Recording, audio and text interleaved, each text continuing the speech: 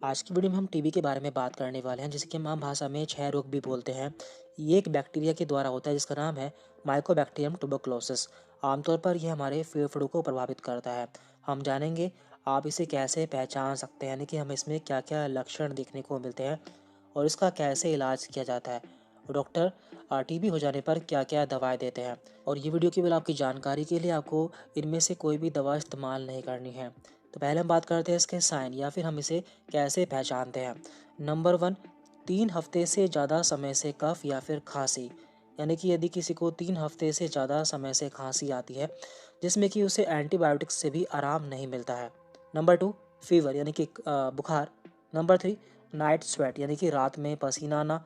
Number 4, unexplained weight loss, यानी कि अचानक से काफ़ी वजन कम हो जाना। इसके अलावा कफ विद हेपेटाइटिस यानी कि खांसी के साथ खून आना। और लॉस ऑफ एपेटाइट यानी कि भूख का कम हो जाना। तो ये सभी ऐसे लक्षण हैं जो कि हमें टीबी के केस में देखने को मिलते हैं। तो जब भी हमें मरीज में ये लक्षण देखने को मिलते हैं तो हम मरीज के कुछ टेस्ट कराते हैं, जिससे हम जान पाते हैं कि मरीज को टीबी है या फिर नहीं है। सबसे पहले हम कराते हैं चेस्ट एक्सरे या फिर सीने का एक्सरे। यदि हमें उसमें कुछ डाउटफुल देखने को मिलता है, फिर हम मरीज का स्पूटम या फिर थूक की जांच कराते हैं। एंड नंबर 3, हम उसका मोन्टेक्स टेस्ट कराते हैं। तो इन तीनों टेस्ट के बारे में हम जान लेते हैं। तो पहले हम बात करते हैं चेस्ट एक्सरे की। तो जब भी हम टीबी के मरीज का एक्सरे कराते हैं तो उसमें हमें कुछ समस्याएं देखने को मिलती है।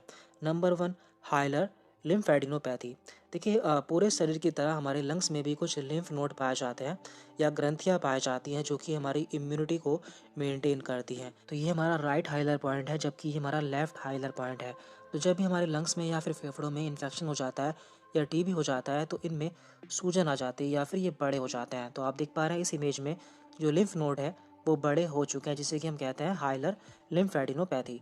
तो आपको रिपोर्ट में हाइलर लिम्फेडिनोपैथी देखने को मिल सकता है। इसके बाद यहाँ पर दूसरी प्रॉब्लम है इनफिल्ट्रेशन, यानी कि सब्सटेंस डेंसर देन एयर, यानी कि हमें कोई ऐसी चीज़ देखने को मिलती है जो कि हवा से ठोस होती है, जैसे कि पस, ब्लड या प्रोटीन।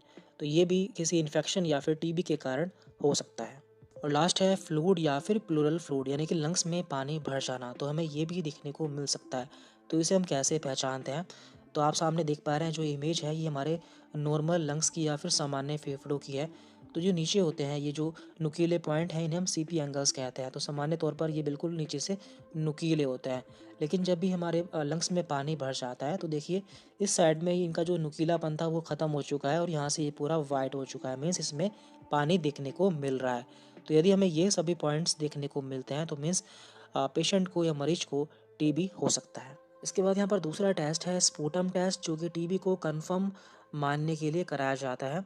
इसे हम थूक की जांच भी कहते हैं। इसमें हमें अर्ली मॉर्निंग स्पूटम लेना होता है, जिसके हमें 3 सैंपल लेने होते हैं। तो ये भी 2 तरह का होता है, एक होता है स्मीयर और एक होता है कल्चर। स्मीयर में हम माइक्रोस्कोप की सहायता से स्पूटम में बैक्टीरिया को फाइंड करते हैं और ये जो इसकी रिपोर्ट होती है वो हमें 1 से 2 दिन में मिल जाती है। और इसमें हमें AFB यानी कि एसिड फास्ट बेसिलिक को फाइंड करना होता है। इसके बाद यहाँ पर दूसरा टेस्ट है कल्चर टेस्ट, जिसमें कि हम स्पूटम को किसी कंटेनर में ग्रो करते हैं और इसकी रिपोर्ट हमें 8 हफ्ते के अंदर मिलती है। और लास्ट है मोन्टेक्स टेस्ट, जिसे कि हम TST या फिर ट्यूबरकुलिन स्किन टेस्ट भी कहते हैं। जो सस्पेक्टेड मरीज यानी कि जिस मरीज में हमें संदेह होता है उसकी त्वचा में 0.1 ml ट्यूबरकुलिन का इंजेक्शन लगाया जाता है। तो इसमें हमें इंट्राडर्मल इंजेक्शन लगाना होता है। उसके बाद हम 48 से 72 घंटे के लिए मरीज को छोड़ देते हैं या फिर उसे घर जाने के लिए बोल देते हैं। उसके बाद हम देखते हैं कि जहाँ पे हमने इंजेक्शन लगाया था वहाँ कोई रिएक्शन तो नहीं है।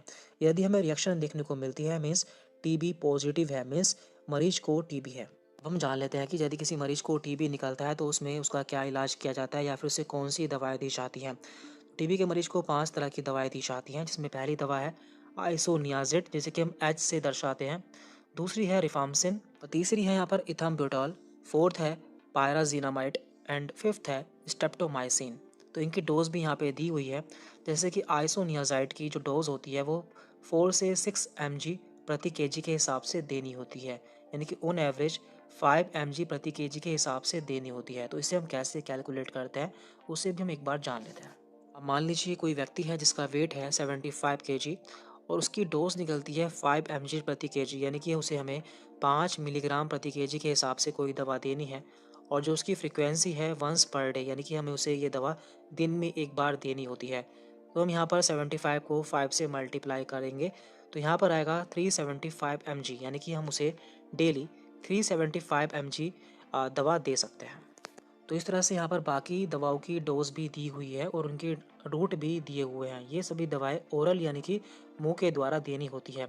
साथ ही साथ यहाँ पर थ्राइस वीकली, यानी कि यदि डॉक्टर मरीज को हफ्ते में 3 बार दवा लेने के लिए बोलते हैं तो उस समय क्या डोज रहती है वो भी यहाँ पर दी हुई है।